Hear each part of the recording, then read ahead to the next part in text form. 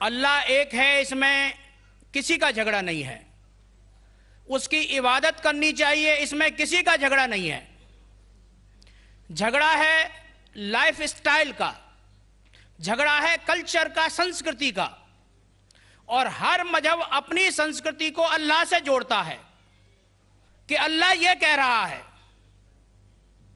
کیا اللہ ٹائم پر نئی نئی باتیں کہتا ہے، یا پرانے ٹائم میں جو کچھ کہہ دیا گیا ہے وہی سچ ہے، یا آگے فیوچر میں کچھ اور نئی باتیں بھی کہے گا؟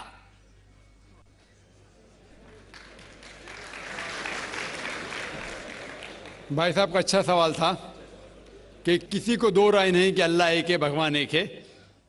سب مانتے کہ اسے اسی کی عبادت کرنا چاہیے، لیکن ہر مذہب اپنی کلچر، اپنی سنسکرتی کو دیکھ کے سٹائل بدلتا ہے. تو اللہ تعالیٰ جو پہلے کہہ چکا وہ ابھی بھی سیم ہے کہ ٹائم پہ بدلتا ہے. بھائی صاحب کا سوال اچھا ہے، لیکن یہ کہنا چاہتا ہوں جواب دینے کے پہلے. ان بھائی صاحب نے کہا کہ سب مانتے ہیں کہ اللہ ایک ہے. یہ میں نہیں مانتا ہوں کہ سب مانتے، میں نہیں مانتا ہوں کہ سب مانتے. یہ میرا فیلڈ ہے، یہ میرا فن ہے غیر مسلم سے بات کرنا. میں یہ نہیں مانتا ہوں کہ ہر غیر مسلم مانتے اللہ ایک ہے، کہ بھگوان ایک ہے. کئی لوگ بھگوان میں مانتے ہی نہیں، ناستک کہتے. اور جو لوگ کہتے بھگوان میں مانتے ہیں، ہر کوئی ایک میں نہیں مانتا. کتنے لوگ 3 میں مانتے، کتنے لوگ 100 میں مانتے، کتنے لوگ سب کچھ بھگوان مانتے. تو پہلے آپ کے جو سوال کا جو پہلا تھا، ہر انسان مانتا ہے بھگوان ایک ہے، اس سے میں متفق نہیں ہوں. دوسری چیز کہ سب ایک ہی بھگوان، ایک ہی ایشور کو پوچھتے ہیں کہ عبادت کرتے، یہ بھی میں نہیں مانتا ہوں. یہ بات ہے کہ اکثر لوگ مانتے کہ بھگوان ایک ہے، یہاں تک کہ تو صحیح ہے، اکثر، سب نے اکثر. لیکن ایک ہی بھگوان کو پوچھتے یہ بالکل غلط ہے. سب لوگ ایک بھگوان کو نہیں پوچھتے. مثال کے طور پہ اکثر قرآن کی آیت ہے، قرآن کی آیت ہے کہ جو لوگ کہتے ہیں کہ ایک بھگوان کو مانتے ہیں لیکن اور کو بھی پوچھتے ہیں، اسے کہتے ہیں شرک. آپ پوچھیں گے عام انسان بھگوان ایک ہے، مالک ایک ہے بولیں گے، لیکن جا رہے پوچھ رہے بدھ کو پوچھ رہے، کبھی اس کو پوچھتے کبھی اس کو پوچھتے. تو یہ آپ اگر دھرم کی کتاب پڑھیں گے، بائبل پڑھو، وید پڑھو، یہ سب اس کی ممانعت ہے. یہ حرام ہے کہ کسی اور کو پوچھنا. اس کے باوجود دھرم کے ماننے والے اکثر دوسری چیز کو پوچھتے ہیں جو بالکل غلط ہے. تو یہ کہنا کہ انسان ایک ہی بھگوان میں مانتا ہے اور اسی کو پوچھتا ہے بالکل غلط ہے. آپ دیکھیں گے عام طور پہ جو فرق ہے کہ جو قرآن کی آیت ہے تعالیٰ الی کلمۃ سواء بین بینکم، آپس میں اس چیز پہ آؤ جو ہم اور آپ میں یکساں ہے. سب سے پہلی بات ہے اللہ نعبد الا اللہ، کہ ہم ایک ہی ایشور، ایک ہی بھگوان کی عبادت کریں. ایک ہی بھگوان میں ماننا کافی نہیں، ماننے کے علاوہ اسی کی عبادت کرنا اور کسی کی نہیں. آپ کا اہم سوال کہ ہر مذہب ایک ہی بھگوان کہتا ہے، یہ بالکل صحیح ہے. ایک ہی بھگوان کی عبادت کہنا کہ بالکل صحیح ہے، لیکن اپنے تہذیب کے حساب سے بدلتے رہتا ہے.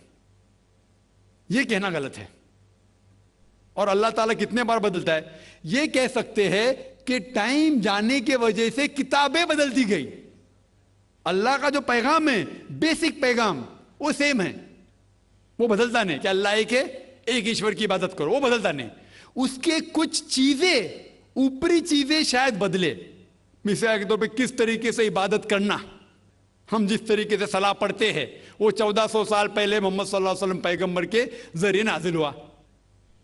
لیکن جو مین ہے کہ ایک ہی ایشور ہے، ایک ہی ایشور کی عبادت کرنا چاہے، وہ کبھی بھی نہیں بدلے گا. لیکن ٹائم جانے کی وجہ سے جو مذہبی کتابیں لوگ بدلتے گئے. اللہ تعالیٰ فرماتے قرآن میں سورہ بقرہ میں سورہ نمبر 2 آیت نمبر 79، فَوَيْلٌ لِّلَّذِينَ يَكْتُبُونَ الْكِتَابَ بِأَيْدِيهِمْ ثُمَّ يَقُولُونَ هَٰذَا مِنْ عِندِ اللَّهِ لِيَشْتَرُوا بِهِ ثَمَنًا قَلِيلًا فَوَيْلٌ لَّهُم مِّمَّا كَتَبَتْ أَيْدِيهِمْ وَوَيْلٌ لَّهُم مِّمَّا يَكْسِبُونَ. اس کی معنی ہے کہ لعنت ہے وہ لوگ پہ جو لوگ کتاب اپنے ہاتھ سے لکھتے ہیں اور کہتے ہیں اللہ کی طرف سے ہے. لعنت ہے ان کے اوپر جو کماتے ہیں، اور لعنت ہے ان کے ہاتھ کے اوپر. تو اللہ تعالیٰ فرماتے ہیں کہ کتابیں بدلی گئی ہے.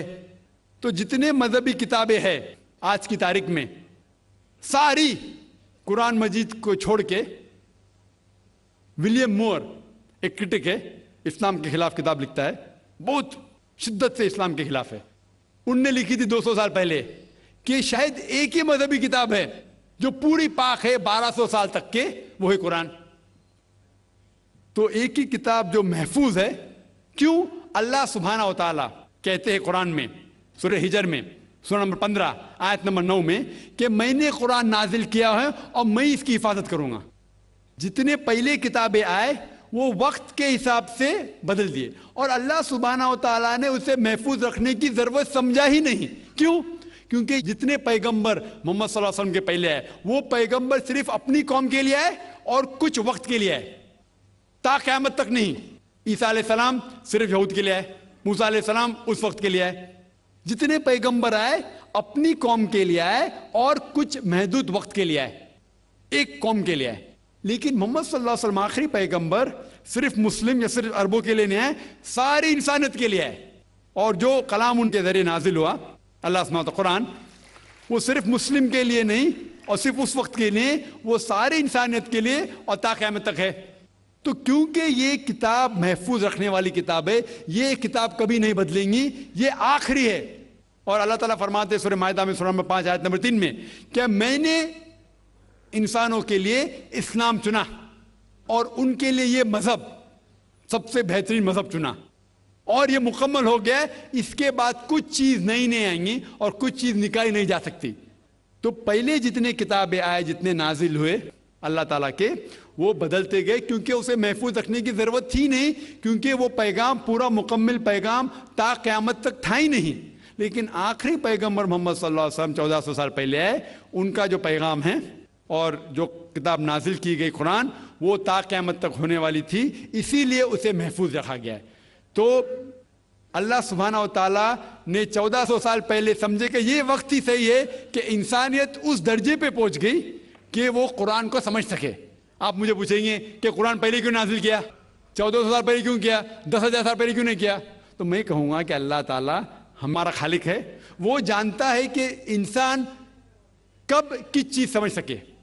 مثال تو میرا بیٹا کہیں گا کہ مجھے ڈاکٹر بننے کا ڈائریکٹ میڈیکل کالج میں ڈالو، میں بولوں گا پہلے 10th کرو، اسکول جاؤ، پھر کالج جاؤ، پھر میڈیکل کالج جاؤ.